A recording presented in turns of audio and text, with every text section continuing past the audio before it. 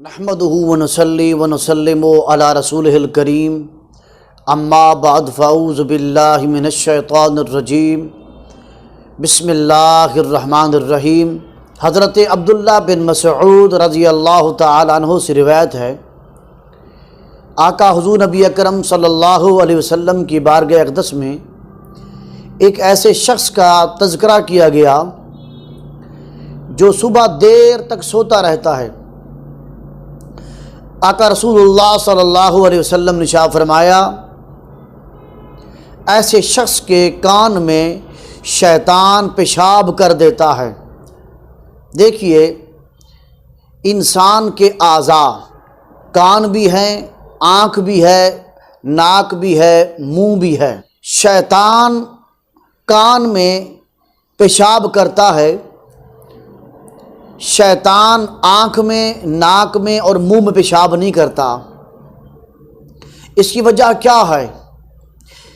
وجہ یہ ہے کہ آنکھ سے بندہ سامنے دیکھتا ہے، پیچھے نہیں دیکھ سکتا جب تک متوجہ نہ ہو، اوپر نہیں دیکھ سکتا جب تک متوجہ نہ ہو، دائیں بائیں نہیں دیکھ سکتا جب تک متوجہ نہ ہو۔ کان ایک ایسا عضو ہے انسان کا کہ کان سے سامنے کی والی آواز بھی سنتا ہے، پیچھے والی آواز بھی سنتا ہے، دائیں اور بائیں دونوں طرف سے آواز سنتا ہے، اوپر نیچے ہر جگہ سے، چاروں طرف سے انسان کان سے آواز سن لیتا ہے۔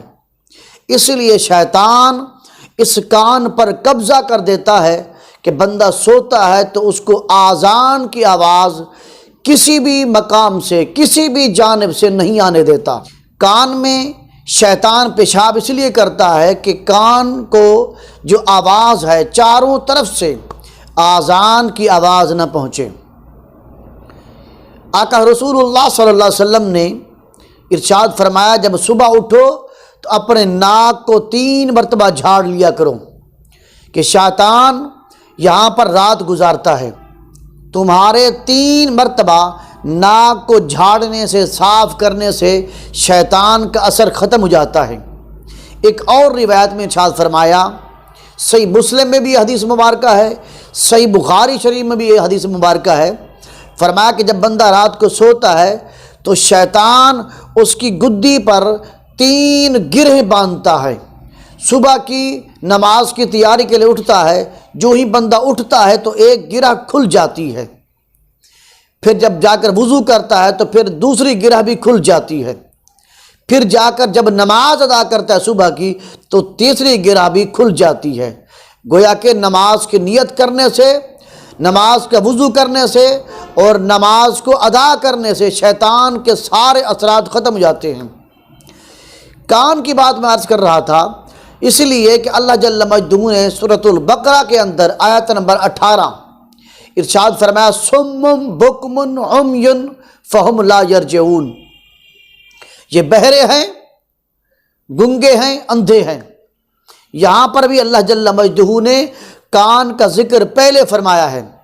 تو میرے ناظرین کرام، اپنے کانوں کی فکر کریں، یاد رکھ لیں، جو بندہ صبح کی نماز نہیں پڑھتا ہے، چاہے مرد ہو چاہے عورت ہو، گھر میں رہنے والے لوگ، بیٹیاں ہیں، بیٹے ہیں، بہنیں ہیں، بیوی ہے، والدہ محترمہ ہو، جو بھی لوگ نماز صبح کی نہیں پڑھتے، گویا شیطان ان کے کانوں میں پیشاب کر گیا ہے۔ یہ میری بات نہیں ہے، معذرت سے، یہ حدیث مبارکہ ہے، آقا رسول اللہ صلی اللہ علیہ وسلم نے ارشاد فرمایا۔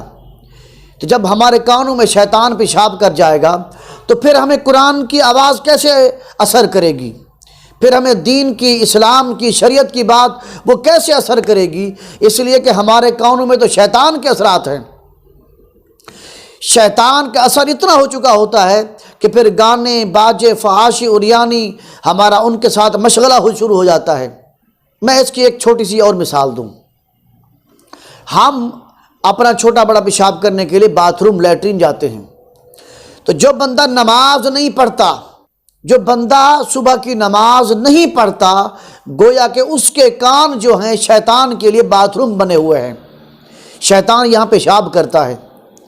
تو اس شیطان کو بھگانے کے لیے صبح اٹھیں، طہارت کریں، نماز کی تیاری کریں اور صبح کی نماز کو ادا کریں، تو اس نماز کی برکت سے شیطان کا اثر ختم ہو جائے گا۔ جب شیطان کا اثر ختم ہوگا تو ہم دکان پہ جائیں گے تو دکان پہ برکت، گھر کے اندر برکت، بچوں میں برکت، کاروبار میں برکت، رزق میں برکت، اس لیے کہ شیطان کا اثر ختم ہو جاتا ہے۔ پھر قرآن کی تلاوت ہوگی تو اس قرآن کی تلاوت کی برکتیں نازل ہوں گی، قرآن کا بھی اثر ہوگا، قرآن کو سننے کے لیے بھی دل کرے گا کہ ہم قرآن کو سنیں، قرآن کو پڑھیں۔ اس لیے صبح کی نماز، جو لوگ نماز صبح کی نہیں پڑھتے، میرا ان کے لیے پیغام ہے، حضرت شاہ عبد الحق محدث دہلوی رحمۃ اللہ تعالی فرماتے ہیں، جو بندہ صبح کی نماز نہیں پڑھتا اس کے کانوں کے اندر شیطان پیشاب کر دیتا ہے، اور جب وہ بندہ مرے گا اس کو کلمہ بھی نصیب نہیں ہوگا۔ اللہ اکبر۔ ناظرین، صبح کی نماز کا خیال کیا کریں۔ اللہ جل مجدہ ہم تمام کو صبح کی نماز کو جماعت کے ساتھ پڑھنے کی توفیق عطا فرمائے۔